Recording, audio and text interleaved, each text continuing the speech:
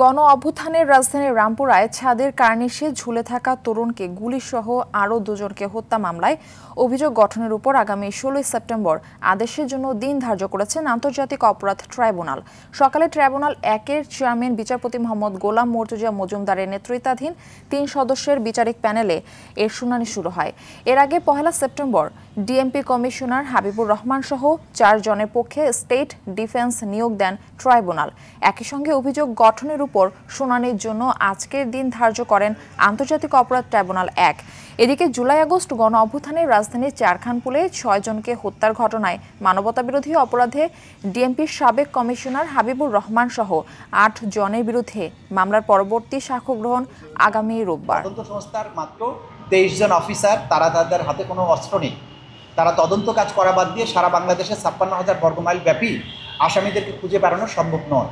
তাদেরকে এই পাওয়ার দেওয়ার কিছু সুনির্দিষ্ট পারপাস আছে, কিন্তু এটার অর্থ এই নয় যে এর মাধ্যমে পুলিশকে দিয়ে আর গ্রেপ্তার করানো হবে না, সব গ্রেপ্তারই তদন্ত সংস্থা করবে, এটা বাস্তবসম্মত নয়। এই বিষয়টা আদালত বোঝার জন্য জানতে চেয়েছেন, আমরা ব্যাখ্যাটা দিয়েছি।